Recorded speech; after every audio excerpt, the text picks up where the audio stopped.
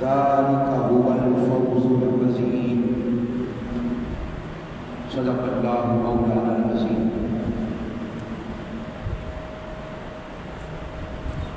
محترم المقام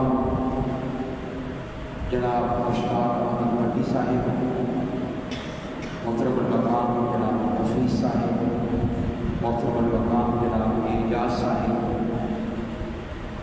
اور جملہ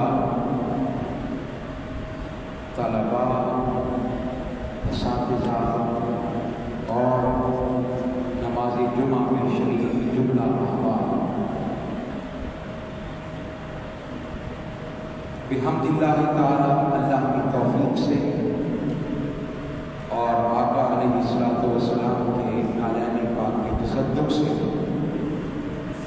آج ہم جمعۃ المبارک کے اس مبارک موقع پر اس موضوع پر چند کلمات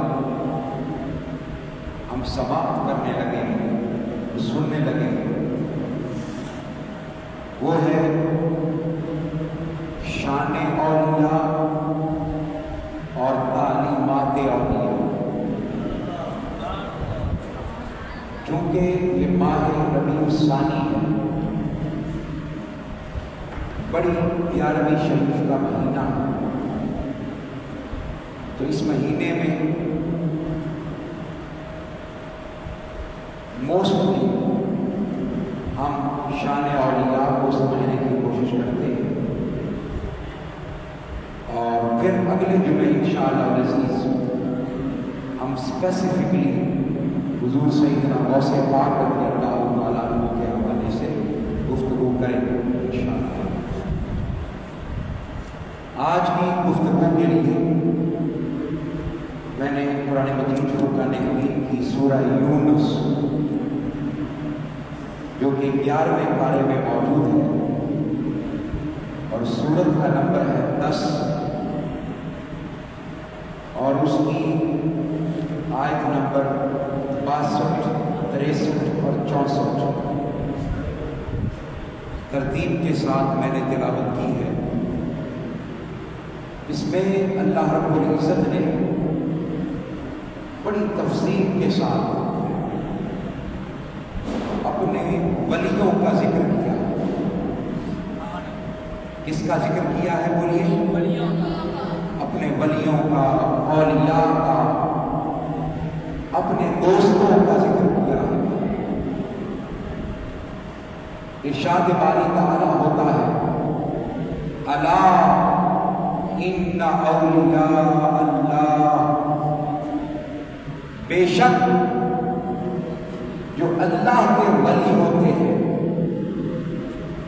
جو اللہ کے دوست ہوتے ہیں، جو اللہ کے قریبی ہوتے ہیں، لا خوف علیہم، ان پر کوئی خوف نہیں ہوتا، ولا هم یحزنون، اور وہ کسی غم کا شکار بھی نہیں ہوتے، وہ کسی خوف کا شکار بھی نہیں ہوتے اور کسی غم کا شکار بھی نہیں ہوتے۔ اب یہ جو آیت مبارکہ ہے، اس آیت مبارکہ کا آغاز کلمہ تنبیہ کے ساتھ کیا گیا۔ تنبیہ، وارننگ، جیسے آپ بازار میں سے گزر رہے ہو تو وہاں لکھا ہوتا ہے خبردار، کیمرے کی آنکھ آپ کو دیکھ رہی ہے، لکھا ہوتا ہے کہ نہیں لکھا ہوتا؟ آپ پارک میں جائیں تو وہاں لکھا ہوتا ہے خبردار، یہاں پھول توڑنا منع ہے۔ دکانوں کے آگے لکھا ہوتا ہے، سڑکوں کے پروں پر لکھا ہوتا ہے خبردار، یہاں تھوکنا منع ہے۔ یہ سارے جملے آپ دیکھتے ہیں، جہاں کہیں کسی کو وارن کرنا ہو، کسی کو ڈرانا ہو، کسی کو متوجہ کرنا ہو، کسی کو کسی چیز کی خبر دینی ہو، وہاں خبردار کا لفظ استعمال ہوتا ہے، وہاں انگریزی میں وارننگ کا لفظ استعمال ہوتا ہے۔ اب سگریٹ لینے جائیں، سگریٹ تو سگریٹ کی ڈبی پر لکھا ہوتا ہے وارننگ، خبردار۔ تو وارننگ کا لفظ اور خبردار کا لفظ لوگوں کو متوجہ کرنے کے لیے، ان کو کسی عظیم چیز کی خبر دینے کے لیے، کسی بڑے کام کی خبر دینے کے لیے، ان کو اپنی طرف متوجہ کرنے کے لیے یہ لفظ استعمال ہوتا ہے۔ کسی چیز سے ڈرانے کے لیے یہ لفظ استعمال ہوتا ہے۔ اللہ پاک نے بھی فرمایا لوگوں الا، خبردار، یعنی اس کا معنی یہ ہے کہ اس کے بعد جس چیز کا ذکر آ رہا ہے وہ ذکر کسی عام کا نہیں ہے بلکہ بڑے خاص کا ذکر ہے، وہ عاموں کا ذکر نہیں ہے، وہ مخصوص لوگوں کا ذکر ہے۔ ان کو اپنے جیسا نہ سمجھنا، ان کو اپنے جیسا، حافظ عقیل صاحب، ان کو اپنے جیسا نہ سمجھنا، اس لیے کہ جو تمہارے جیسے ہیں ان کا ذکر خبردار کے بغیر ہوتا ہے، اور جو تمہارے جیسے نہیں ہیں ان کا ذکر خبردار کے بعد ہوتا ہے۔ خبردار، ابا جی سو رہے ہیں، خبردار، استاد صاحب مصروف ہیں، کمرے میں نہیں جانا۔ آپ اس طرح کی بات کرتے ہیں یا نہیں کرتے؟ بتائیں بھائی۔ خبردار، مشتاق بھٹی صاحب ذرا بزی ہیں اس وقت، آفس میں مصروف ہیں، مجھے پتا ہے کہ آپ ان کے قابو نہیں آتے، اس بات کا بھی مجھے پتا ہے، وہ سارا دن سمجھانے میں لگ جاتے ہیں، لیکن آپ لوگ شرارتی ہیں، لیکن کبھی آپ کا ادب کرنے کو دل کر ہی پڑے تو آپ کہتے ہیں کہ خبردار۔ بس اگر یہ جملہ سمجھ میں آ گیا ہے، اللہ پاک نے قرآن مجید میں یہ خبردار کا لفظ، جسے حرف تنبیہ کہا جاتا ہے، یہ شان اور یہ مقام اس نے اپنے لیے بیان نہیں کی، اپنے ولیوں اور اپنے دوستوں کے لیے بیان کی ہے، اپنے دوستوں کے لیے بیان کی ہے۔ اللہ، خبردار، ان اولیاء اللہ، بے شک جو اللہ کے ولی ہیں، جو اللہ کے دوست ہیں، مولا ان کے ساتھ کیا معاملہ ہے؟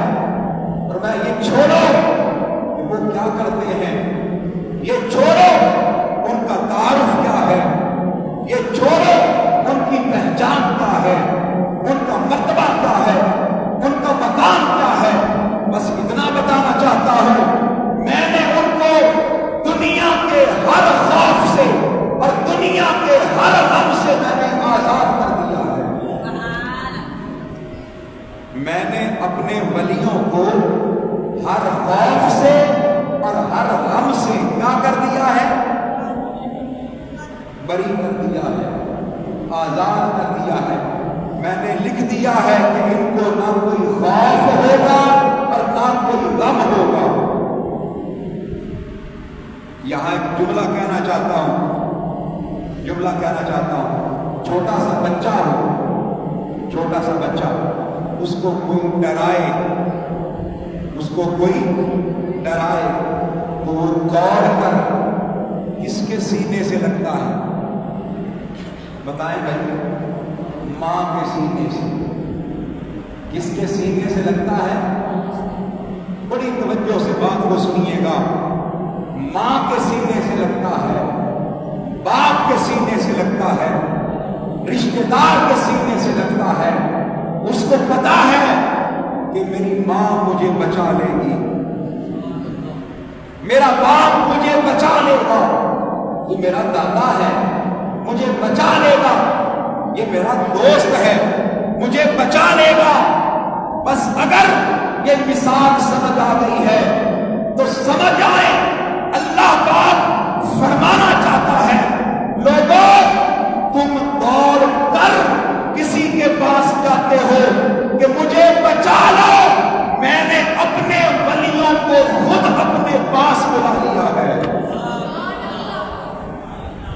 اپنے خوف کی میں نے پہنچ سے دور کر دیا ہے، میں نے غم کی پہنچ سے دور کر دیا ہے، میں نے ان کو امان عطا فرما دی ہے، میں نے ان کو امبریلا عطا کر دی ہے، امن کی امبریلا، امان کی امبریلا، خوف اور حزن سے دور اپنی بارگاہ کی امبریلا عطا کر دی ہے، اپنی بارگاہ کی چھتری عطا کر دی ہے، اپنی بارگاہ کی امان اور اپنی بارگاہ کی چھتری اور چھت عطا کر دی ہے۔ اب ان کو نہ کوئی خوف ہوگا اور نہ کوئی غم ہوگا۔ یہ جو آیت مبارکہ ہے، اس آیت مبارکہ کے اندر دعویٰ بھی ہے اور دلیل بھی ہے۔ یہ بڑی عجیب آیت مبارکہ ہے، اس کے اندر دعویٰ بھی ہے اور بولیے دعویٰ بھی ہے اور دلیل۔ ایک آیت مبارکہ کے ہی اندر دعویٰ بھی موجود ہے، دلیل بھی موجود ہے۔ دعویٰ کیا؟ سنیں، دعویٰ یہ ہے کہ اللہ کے ولیوں کو کوئی خوف اور غم نہیں ہوگا، یہ دعویٰ سنیے گا، اللہ کے ولیوں کو کوئی خوف اور غم، کوئی حزن و ملال نہیں ہوگا۔ کوئی پوچھے بھئی وجہ کیا ہے، اس کے پیچھے بات کیا ہے، اس کے پیچھے راز کیا ہے، کیوں خوف نہیں ہوگا، کیوں غم نہیں ہوگا؟ ساتھ ہی دلیل ہے، الا ان اولیاء اللہ، بھائی دلیل یہ ہے کہ وہ اللہ کے ولی جو ہوئے، دلیل یہ ہے کہ وہ اللہ کے ولی جو ہوئے۔ تو جو کوئی کسی کا ولی ہوتا ہے، جو کوئی کسی کا دوست ہوتا ہے، تو اس کو اس کی بارگاہ کا خاص فیض ملتا ہے، بارگاہ کا خاص فیض ملتا ہے۔ میں مثال دینا چاہتا ہوں، مثال کے طور پر کوئی میرا دوست ہو، وہ میرے مزاج کا ہوگا، کوئی بھٹی صاحب کا دوست ہو، وہ بھٹی صاحب کے مزاج کا ہوگا، کوئی حافظ حکیم صاحب کا دوست ہو، وہ ان کے مزاج کا ہوگا، حافظ مزمل صاحب کا دوست ہو، ان کے مزاج کا ہوگا۔ آپ اپنا اپنا مزاج دیکھتے جائیں، اپنے اپنے دوست دیکھتے جائیں۔ دوست کا دوست سے تعلق تبھی بنتا ہے جب ان کا مزاج بنتا ہو، دوست کا دوست سے تعلق تبھی بنتا ہے جب ان کی عادات ملتی ہو، دوست کا دوست سے تعلق تبھی بنتا ہے جب ان کے اطوار ملتے ہو، دوست کا دوست سے تعلق تبھی بنتا ہے جب ان کے خصائل ملتے ہو، عادات ملتی ہو، ان کے اطوار ملتے ہو۔ مولا تو نے ان بندوں کو اپنا دوست کیسے بنا لیا، اپنا دوست کیسے چن لیا، اپنا خلیل کیسے بنا لیا، اپنا ولی کیسے بنا لیا؟ فرمایا لوگوں وجہ یہ ہے، راز یہ ہے، انہوں نے اپنی عادتیں میری جیسی کر لی، انہوں نے اپنی عادتیں میرے جیسی کر لی، میرے جیسی کر لی۔ مولا تیری عادت کیا ہے؟ اور بتانا چاہتا ہوں کہ ولی کیسے بنتا ہے۔ مولا بتا تیری عادت کیا ہے؟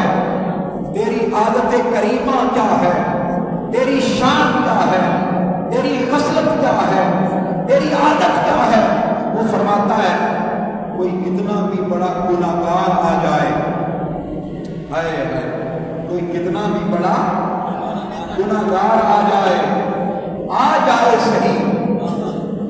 جائے صحیح معافی تو مانگے، میری بارگاہ میں بیٹھ تو جائے، منگتا بن کر، بھکاری بن کر، سائل بن کر، معافی مانگنے والا بن کر میں اس کو معاف کر دیتا ہوں، میں اسے کیا کر دیتا ہوں؟ معاف کر دیتا ہوں۔ مولا یہ تیری ایک عادت ہے، کوئی اور بھی بتا۔ فرماتا ہے کوئی اپنا ہو یا بیگانہ ہو، مجھے مانتا ہو یا نہ مانتا ہو، میری بارگاہ میں آتا ہو یا نہ آتا ہو، مجھے سجدہ کرتا ہو یا نہ کرتا ہو، میں بلا امتیاز سب کی جھولیاں بھرتا ہوں۔ ہائے سب کی جھولیاں بھرتا ہوں۔ بس فرمایا لوگوں میری یہ دو عادتیں اپنے سامنے رکھو، جو کوئی میری مخلوق سے محبت کرے گا، میری مخلوق سے پیار کرے گا، میری مخلوق کو معاف کرے گا، میری مخلوق کو عطا کرے گا، میری مخلوق کی جھولیاں بھرے گا، چونکہ اس کا مزاج میرے مزاج سے ملتا ہوگا، اس کی عادت میری عادت سے ملتی ہوگی، اس کے خصائل میرے خصائل سے ملتے ہوں گے، بس اس بندے کو میں اپنی دوستی کے لیے چن لوں گا، اس بندے کو میں اپنی دوستی کے لیے، بولے ذرا، اپنی دوستی کے لیے اللہ کے دوست بننا چاہتے ہیں یا نہیں بننا چاہتے؟ بتائیں بھائی، بننا چاہتے ہیں؟ بڑا آسان سا طریقہ ہے، اللہ کی مخلوق سے پیار کرنا شروع کر دو۔ میں نے کوئی بڑی لمبی چوڑی بات نہیں بتائی، بڑی لمبی چوڑی بات رانا بہادر صاحب کوئی لمبی چوڑی بات نہیں بتائی، بڑا سادہ سا دنیا ہے، سادہ سا نسخہ ہے۔ ولی بننا چاہتے ہو، ولی بننا چاہتے ہو، پہلی عادت، میرا چونکہ موضوع مقام اولیاء اور تعلیمات اولیاء یہ میرا موضوع ہے، تو آپ مجھ سے پوچھیں علامہ صاحب ولیوں کی تعلیمات کیا ہیں، ولی بنتا کیسے ہے، ولایت ملتی کیسے ہے، ولایت تک پہنچا کیسے جائے؟ ایک ہی طریقہ ہے، کوئی دوسرا طریقہ نہیں۔ آپ کہیں یہ زیادہ نمازیں پڑھنے سے ولی بن جاتا ہے، زیادہ نمازیں پڑھنے سے ولی بنتا ہوتا تو شیطان بڑا ولی ہوتا، اس نے نمازوں میں کوئی کمی، بولے کوئی کمی نہیں چھوڑی، سجدوں میں کوئی کمی نہیں چھوڑی، ہر چپے پر اس نے سجدے کیے، کتابیں بڑی پڑھی، ہر چپے پر، بلکہ اس نے اللہ رب العزت کی بارگاہ میں یہ دعویٰ کیا انا خیر منہ، مولا میں اس انسان سے بہتر ہوں، میں اس انسان سے اعلیٰ ہوں، میں اس انسان سے عرفہ ہوں، میری شان زیادہ، میرا مقام زیادہ، میری عبادت زیادہ، میری تخلیق اعلیٰ، میں آگ سے بنا، یہ مٹی سے بنا، دعوے کرتا رہا، مولا میں اعلیٰ، میں عرفہ، عبادت زیادہ، سجدے زیادہ، تعلیم زیادہ، فرشتوں کا معلم ہو کر، فرشتوں کا امام ہو کر، فرشتوں کا خطیب ہو کر وہ بدبخت ہو گیا، بدبخت ہو گیا، اپنا سب کچھ گنوا بیٹھا، اپنا سب کچھ گنوا بیٹھا، اپنا سب کچھ ضائع کر بیٹھا۔ وجہ یہ تھی، میاں ظفر صاحب آپ تشریف لائے، خوش آمدید کہتا ہوں، میں بات یہ کر رہا ہوں، اگر کوئی چاہتا ہے اللہ کا ولی بنے، اگر کوئی چاہتا ہے نسخہ بتا رہا ہوں، کیا بولیے، نسخہ بتا رہا ہوں کہ ولی بننے کے لیے اور دوست بننے کے لیے جس کا دوست بننا چاہتے ہو اس کا مزاج اپنانا ضروری ہے، اس کا مزاج اپنانا۔ بولیے، یہ جو لوگ سگریٹ پیتے ہیں، سگریٹ پینے والے اکثر دوست ہوتے ہیں، سگریٹ پینے والے اکثر کیا ہوتے ہیں، دوست ہوتے ہیں، کیونکہ عادت سیم ہے، عادت ایک ہے۔ حقہ پینے والے، حقہ لوگ پیتے ہیں، حقہ پیتے ہیں، کیونکہ شوق ایک ہے، مزاج ایک ہے، عادت ایک ہے، وہ سارے ایک حقہ تیار کرتے ہیں اور 5، 10، 15 لوگ اکٹھے بیٹھ جاتے ہیں، درمیان میں حقہ رکھ لیتے ہیں، باتیں بھی چلتی رہتی ہیں، گپیں بھی چلتی رہتی ہیں، مزاج بھی ایک، سوچ بھی ایک، عادت بھی ایک، خصلت بھی ایک، دوستی ہو گئی۔ علم والا بندہ ہے تو اس کے پاس علم والا بندہ بیٹھے گا، زیادہ عبادت کرنے والا بندہ ہے تو اس کے پاس عبادت کرنے والا بندہ بیٹھے گا۔ آپ کو اس بات کی سمجھ آ رہی ہے؟ بچوں کو بھی آ رہی ہے؟ سب کو؟ ابھی آپ غور کریں، آپ کی دوستی کس سے ہے؟ جو نالائق بچہ ہوگا اس کی دوستی بھی نالائق بچے سے ہوگی۔ ایسے ہے کہ نہیں؟ بتائیں گے؟ بٹی صاحب آپ بتائیں، قبلہ مرزا صاحب وہ کھڑے، مرزا شوکت صاحب، نالائق بچے کی دوستی، بولیں، نالائق کے ساتھ، پڑھنے والے بچے کی دوستی پڑھنے والے کے ساتھ۔ جو بندہ شرابی کبابی ہو اس کی دوستی شرابی کبابی کے ساتھ، نمازی کی دوستی نمازی کے ساتھ، علم حاصل کرنے والے کی دوستی۔ محترم المقام جناب فضل رسول نورانی صاحب تشریف لائے، بتانے کا مقصد یہ ہے کس کا مزاج جس سے ملتا ہوگا اس کی دوستی اسی کے ساتھ ہوگی۔ اللہ پاک نے فرمایا کہ یہ میرے ولی ہیں، یہ کیا ہے، میرے ولی ہیں۔ بولے میرے کیا ہے، ولی ہیں۔ اور ولی کا معنی ہوتا ہے دوست، ولی کا معنی کیا ہوتا ہے، دوست۔ بس آپ کو سمجھ جانا چاہیے، آپ کو جان جانا چاہیے، آپ کو یہ بات اپنے ذہن میں بٹھا دینی چاہیے، اگر تو کوئی ولی بننا چاہتا ہے، اللہ کا دوست بننا چاہتا ہے، تو اس کو بندوں کا مزاج اختیار نہیں کرنا پڑے گا، اس کو مولا کا مزاج اختیار کرنا پڑے گا۔ ہائے ہائے، اس کو اللہ کا مزاج اختیار کرنا پڑے گا۔ وہ فرماتا ہے، ادھر دیکھیے، وہ فرماتا ہے اللہ الصمد، میں کبھی کسی کی پرواہ نہیں کرتا۔ کون فرماتا ہے؟ بولیے کون فرماتا ہے؟ اللہ رب العزت فرماتا ہے اللہ الصمد، بھائی میں کسی کی پرواہ، میں بے نیاز ہوں۔ آپ یقین مانیں، یقین مانیں، یقین مانیں، جو اللہ کا ولی ہوتا ہے وہ بھی کسی کی پرواہ نہیں کرتا،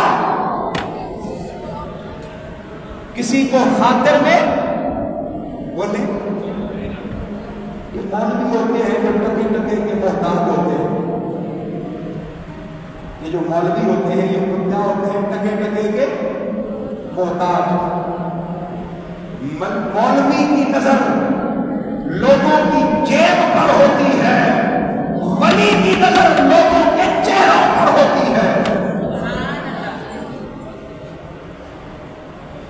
آپ کہہ رہی علامہ صاحب آپ اپنے خلاف ہی بات کر رہے ہیں؟ جی میں اپنے خلاف، میں اپنے آپ کو مولوی سمجھتا نہیں مرزا صاحب۔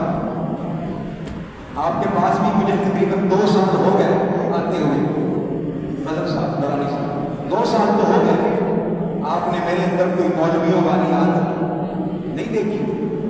علماء حق ان کا بڑا مقام ہے، میں ان کے جوتوں میں بیٹھنے کے بھی قابل نہیں ہوں، لیکن جو بات بتانا چاہ رہا ہوں، جو بات سمجھانا چاہ رہا ہوں کہ یہ محتاجی اللہ کے ولی کی ہاں نہیں ہوتی.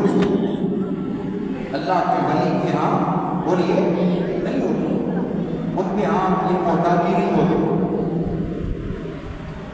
حضور پیر سیدنا طاہر علاؤدین جو حضور غوث پاک کی اولاد میں سے، حضور غوث پاک کی اولاد میں، لاہور میں ان کا مزار ہے، لاہور میں ان کا مزار ہے.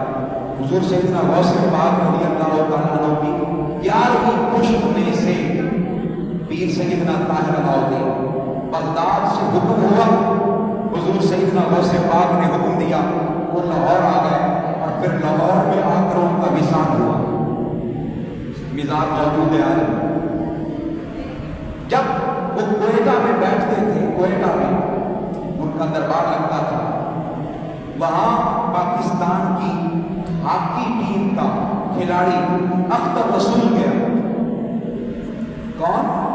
آپ نے نام سنا ہوگا، اختر رسول کھلاڑی تھا، وہ گیا اور جا کر اس نے ایسے ہاتھ میں کچھ پیسے لیے اور لے کر یوں بابا جی کے ہاتھ میں دیے اور ہاتھ میں دے کر کہتا ہے حضور یہ میری طرف سے نذرانہ ہے، اس کو لنگر میں ڈال لیں، اس کو لنگر میں ڈال لیں. حضرت پیر سیدنا طاہر علاؤدین جناب میں آ گئے. آپ نے فرمایا اے اختر رسول، ابھی حضور سیدنا غوث پاک کا لنگر ہمارے پاس کافی ہے، ابھی غوث پاک کا لنگر کافی ہے. جب ختم ہو گیا انہوں نے دینا بند کر دیا، پھر آپ سے رابطہ کر لیں گے. ابھی ادھر سے لنگر آ رہا ہے، ابھی غوث پاک کا لنگر آ رہا ہے، ابھی سمندروں کے سمندر ہیں، اس بارگاہ سے کسی چیز کی کمی نہیں ہے. میں بتا رہا ہوں جو ولی ہوتا ہے وہ بھی بے نیاز ہوتا ہے، پھر وہ لوگوں سے محبت کرنے والا ہوتا ہے، نفرت پیدا کرنے والا نہیں ہوتا، امت کو ٹکڑے ٹکڑے کرنے والا نہیں ہوتا. کسی اللہ کے ولی نے آج تک کسی پر کفر کا فتویٰ نہیں لگایا. کوئی لگایا ہے تو مجھے بتائیں، مولویوں نے لگائے ہیں.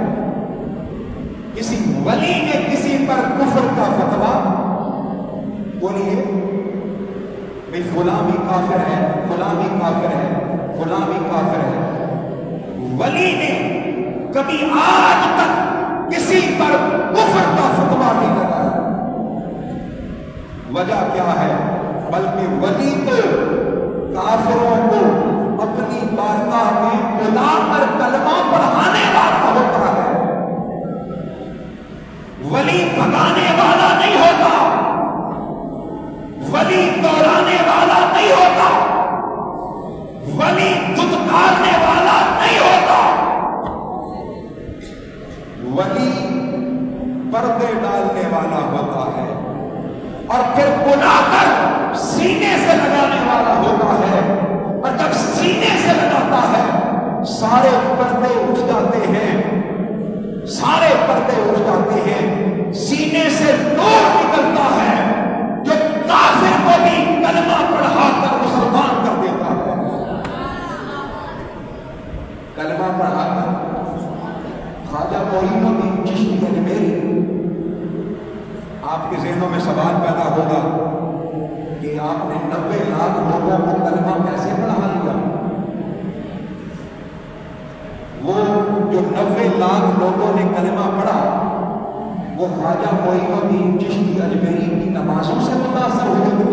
بتائیں بھائی، خواجہ معین الدین چشتی اجمیری نے نمازیں زیادہ پڑھی اس لیے متاثر ہو گئے؟ نہیں. روزے زیادہ رکھے اس لیے متاثر ہو گئے؟ نہیں. عبادات زیادہ کی بتانا چاہتا ہوں، بڑی توجہ سے سنیے گا، بڑے انہمام سے سنیے گا، بڑے خیال اور دھیان سے سنیے گا۔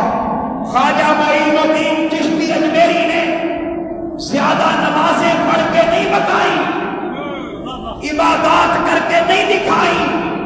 خواجہ معین الدین چشتی اجمیری نے اپنے اخلاق سے ان کے دلوں کو فتح کر دیا،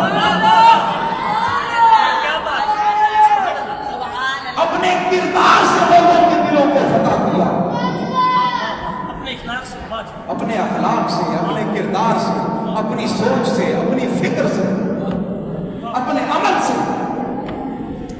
سینے سے لگایا۔ وہ کہتے تھے ہندو کہتے تھے، اے معین الدین ذرا آج ہماری مجلس ہے گانے بجانے کی، آ جاؤ گے؟ معین الدین کہتے ہاں آ جاؤں گا۔ وہ گانا بجاتے رہتے، معین الدین لوگوں کے دلوں کو دیکھتے رہتے۔ ہائے ہائے۔ پھر ایک دن ایسا آیا، معین الدین سمجھ گئے ان کا مزاج کیا ہے، معین الدین سمجھ گئے ان کا مزاج کیا ہے۔ وہ چونکہ گانا بجاتے تھے، معین الدین نے قوالی بنا لی۔ ہائے ہائے، کیا بنا لی؟ کلام اچھا کر لیا، مولا کی محبت کا راز الاپا۔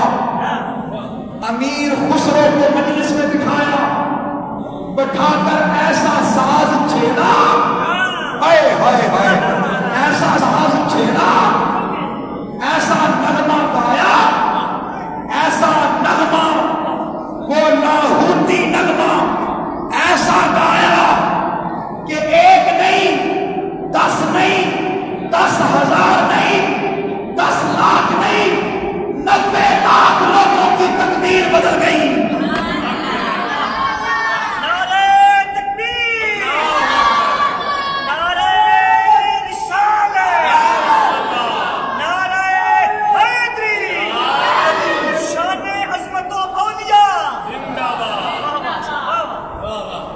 بس ان کے ساتھ ان کا مزاج جوڑا، مزاج جوڑا، کیا جوڑا بولیے؟ عادات جوڑی، کیونکہ دوست وہی ہوتا ہے جس کی عادات ملتی ہو۔ اگر عادات نہ ملے تو دوست ہوتا ہی نہیں۔ ولی کو ولی کہتے ہی اس لیے ہیں کہ ولی اللہ کا دوست ہوتا ہے۔ ولی اللہ کا دوست ہوتا ہے، اور اللہ کا دوست اور اللہ کا ولی کوئی بنتا ہی تب ہے جب اپنے مزاج کو اللہ کے مزاج کے مطابق کر دے، اپنے مزاج کو اللہ کے مزاج کو چھوڑیے، اپنے مزاج کو اللہ کے مزاج کو مطابق کر لو۔ میں نے پہلے بتایا وہ اللہ الصمد بے نیاز، بندہ بھی دنیا سے بے نیاز۔ اللہ اپنی مخلوق سے محبت کرنے والا، بندہ بھی اللہ سے اور اللہ کی مخلوق سے محبت کرنے والا۔ اللہ بندوں کو بغیر تفریق کے کوئی مانتا ہے یا نہیں مانتا، عطا کرنے والا۔ جب کوئی اپنے اندر یہ صفت پیدا کر لے، یہ اخلاق پیدا کر دے، یہ کردار پیدا کر لے، یہ اتوار پیدا کر لے، جب کوئی اپنے آپ کو اس مزاج میں ڈھال لے، اللہ پاک فرماتا ہے الا ان اولیاء اللہ، لوگوں اب یہ کوئی عام نہیں ہے، اب یہ میرا ولی اور دوست ہے۔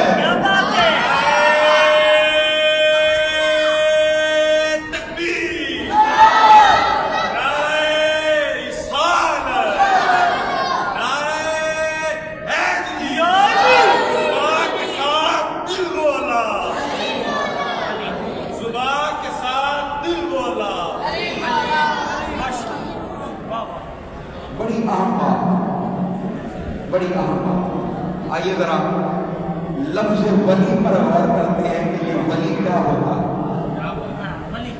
ولی वली का माना क्या है, ताकि आप आज समझ कर जाएं कि वली को वली क्यों कहते हैं। बड़ी अहम बात। कुरान मजीद में वली के साथ एक और लफ्ज भी इस्तेमाल होता है, वली। इसके साथ एक और लफ्ज भी इसी माना में इस्तेमाल होता है, इसी माना में, और वो लफ्ज है रफीक। क्या लफ्ज है बोलिए? रफीक। रफीक का माना साथी होता है। रफीक का माना क्या होता है? अच्छा, जिसको किसी की थोड़ी सी संगत भी नसीब हो जाए वो रफीक होता है। आज चलें दो चार माने समझा दूं आपको। एक होता है रफीक, बोलिए जरा, एक कौन होता है? फिर बोलिए, एक कौन होता है? रफीक। रफीक वो है जिसके साथ आपका कभी थोड़ा सा टाइम गुजरा हो, उसको कहते हैं रफीक, या उसे पंजाबी जबान में कहते हैं संगी। संगी, संगत वाला। मैंने कहा चलो पंजाबी में भी बता दूं, रफीक या संगती। संगी कहते संगी तेरा किया, बस ये संगी से मुराद जिसके साथ आपका कुछ वक्त गुजरा हो। अरबी जबान में उसे कहते हैं रफीक। अच्छा जी, एक लफ्ज और है, वो भी इसी माना में इस्तेमाल होता है, और वो है नदीम। क्या बोलिए? ये जो आप नाम भी रखते हैं नदीम। नदीम, नदीम का माना ये है वो बंदा जो हमेशा आपके साथ रहे। अब दोनों में फर्क हो गया। रफीक जो कभी कभी साथ रहे, नदीम जो हमेशा हमेशा साथ रहे। बड़ी तवज्जो से सुनिएगा।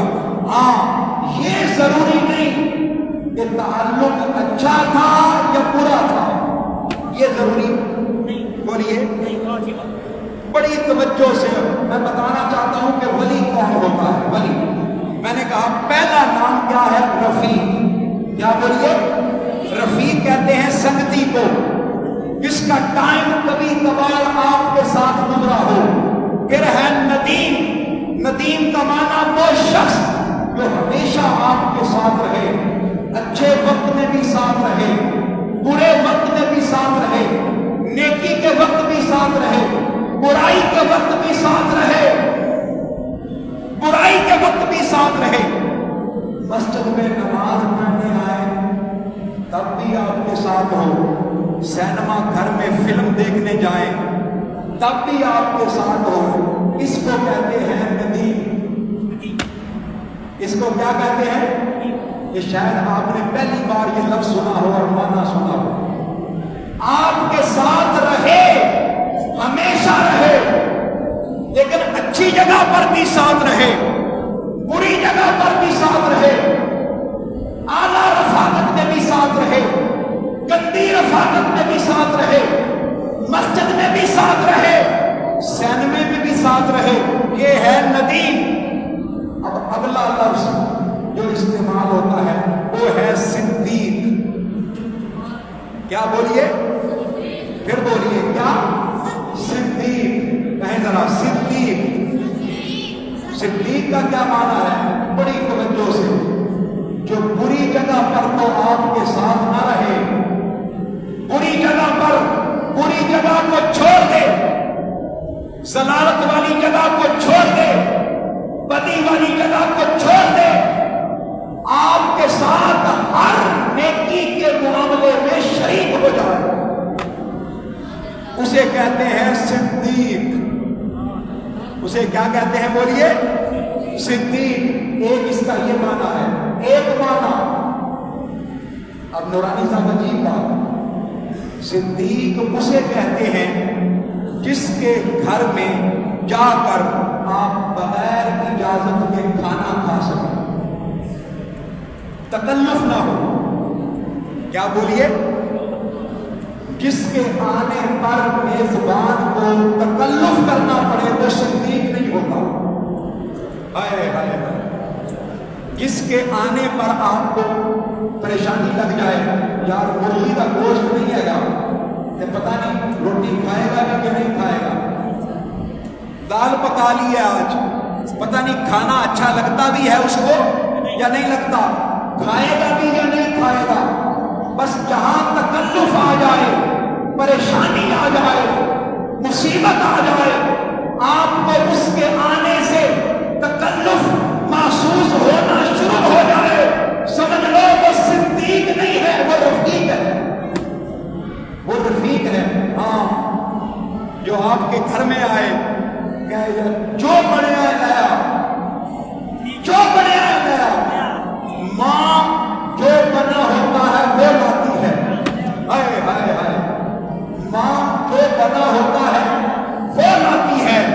باپ تکلف میں نہیں پڑتا کہ آج میرا بیٹا شام کو گھر کھانا کھائے گا تو یہ بنائے، جو معمول میں بن رہا ہوتا ہے وہی ہوتا ہے۔ اسی لیے علماء نے لکھا کہ باپ بھی رفیق ہوتا ہے، صدیق ہوتا ہے، باپ بھی کیا ہوتا ہے؟ صدیق ہوتا ہے، ماں بھی صدیقہ ہوتی ہے، دوست بھی صدیق ہوتا ہے، یار بھی صدیق ہوتا ہے، جو تکلف میں نہ پڑے۔ مصطفیٰ نے بھی ایک صدیق بنایا تھا، ہائے ہائے، مصطفیٰ نے بھی ایک صدیق بنایا تھا، جس کا نام تو تھا عبداللہ، جس کی کنیت پڑ گئی ابو بکر، اور جس کو مصطفیٰ نے بنا دیا صدیق۔ پتا ہے صدیق کیوں کہتے ہیں؟ اس لیے کہ بغیر تکلف کے صدیق کا مصطفیٰ کے گھر میں آنا جانا تھا، اور مصطفیٰ کا صدیق کے گھر میں آنا جانا تھا۔ نعرہ تکبیر، نعرہ رسالت، کل ایمان، نعرہ حیدری۔ ہائے ہائے، بات کی سمجھ آئی ہے؟ بات کی سمجھ آئی ہے؟ پہلے میں نے کہا رفیق کون ہوتا ہے، پھر میں نے کہا بولیے ندیم کون ہوتا ہے، پھر میں نے کہا صدیق کون ہوتا ہے۔ بس اگر یہاں تک بات کی سمجھ آ گئی، اب بتانا چاہتا ہوں کہ ولی کون ہوتا ہے۔